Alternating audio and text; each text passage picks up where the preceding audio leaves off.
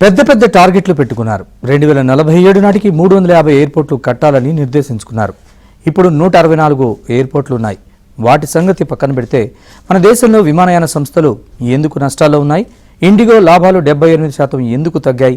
ప్రభుత్వ చర్యలే కారణమా? మధ్యతరగతి జనానికి విమానయానం అందుబాటులోకి తేవాలంటే ఏం చేయాలి?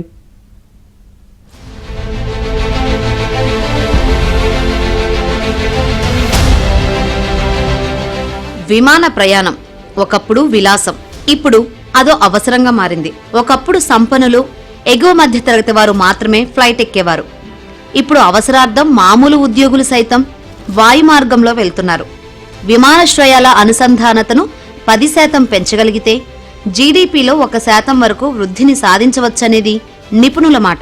ఈ రంగంలో వెచ్చించే ప్రతి రూపాయికి ఆర్థికంగా 3 రెట్లు, ఉపాధి కల్పన పరంగా 6 రెట్లు లాభం వస్తుంది.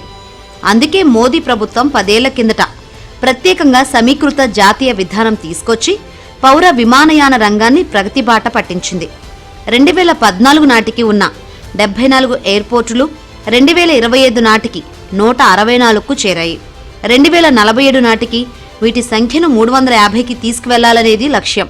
వేరియస్ ఎయిర్లైన్స్ కూడా వైడ్ బాడీ ఎయిర్ క్రాఫ్ట్స్ కి, బిగ్గర్ ఎయిర్ క్రాఫ్ట్స్ కి, లాంగ్ రేంజ్ ఎయిర్ క్రాఫ్ట్స్ కి మన కంట్రీలో ఇచ్చున్నారు.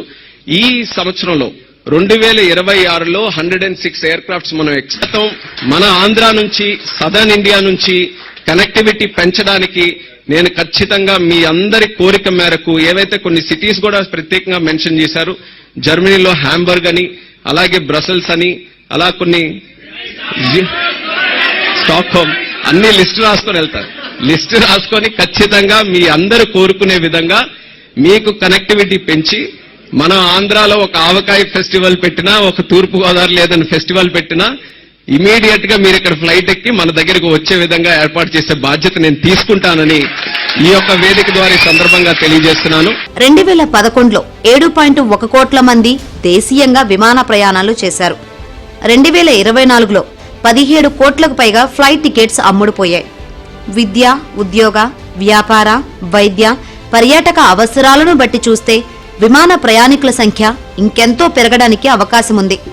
అయితే విమాన టికెట్స్ ధరలు ఎక్కువగా ఉండడంతో చాలా మంది ఫ్లైట్ ఎక్కాలంటేనే భయపడుతున్నారు. ప్రపంచంలోనే 3వ అతిపెద్ద దేశీయ విమానయాన మార్కెట్గా ఇండియా ఎదిగింది. అయితే అమెరికా, చైనాతో పోలిస్తే మనవారు చేసే ఫ్లైట్ జర్నీలు చాలా తక్కువ. టికెట్ ధరలు తగ్గిస్తే మన దేశంలో 35 కోట్ల మేర టికెట్స్ అమ్ముడుపోయే ఛాన్స్ ఉంది. అంటే ఇప్పుడు అమ్మే టికెట్స్ కు రెట్టింపు సంఖ్య అన్నమాట. ఫ్లైట్ నిర్వహణ వ్యయం తగ్గితే విమానయాన సంస్థలు టికెట్ ధరలను తగ్గిస్తాయి. కేంద్ర రాష్ట్ర ప్రభుత్వాలు రాయితీలివ్వాలి. ఏటీఎఫ్ పై వ్యాట్, కస్టమ్స్, ఎక్సైజ్ సుంకాల బాదుడుకు రకరకాల రుసుములు తోడు కావడంతో టికెట్ ధరలు విపరీతంగా పెరుగుతున్నాయి. ఇటీవల కాలంలో చాలా దేశాల్లో కంటే మన దగ్గర టికెట్ ధరలు 43% పెరిగాయి. ఇలా ధరలు పెరిగితే విమానయాన రంగం దెబ్బతింటుంది. కొత్త పెట్టుబడులు, కంపెనీలు రావు. ఈ విషయాన్ని కేంద్రం గుర్తిరిగి టికెట్ ధరల తగ్గింపునకు ఇతోధికంగా సాయం చేయాలి.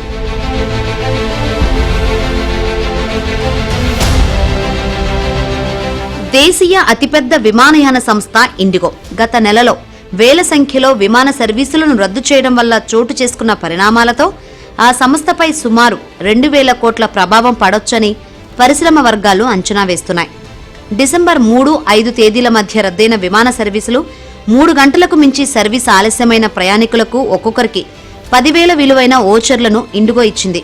ఇందుకోసం 500 కోట్లకు పైగా నష్టం రావచ్చని అంచనా. టికెట్ల రీఫండ్, ప్రయాణికులకు పరిహారం, జరిమానా, బ్యాంకు గ్యారంటీ, హోటల్ వసతుల ఖర్చులు, ప్రయాణికుల బ్యాగేజీల కొరియర్ డెలివరీకి ఇండిగో మరింతగా వ్యయం చేయాల్సి వస్తోంది.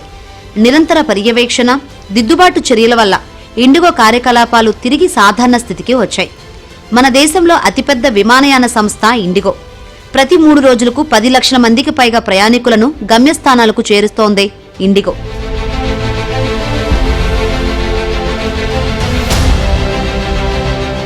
విమాన సర్వీసులు రద్దు కావడంతో ప్రయాణికులకు 827 కోట్లను టికెట్ రీఫండ్ కింద ఇచ్చింది. అటు వచ్చే 5 ఏళ్లలో 50 విమానాశ్రయాలను కొత్తగా నిర్మించాలని ప్రభుత్వం ప్రణాళికలు సిద్ధం చేసింది. భారత్ 1700 కొత్త ఫ్లైట్స్ కోసం ఆర్డర్ ఇచ్చింది.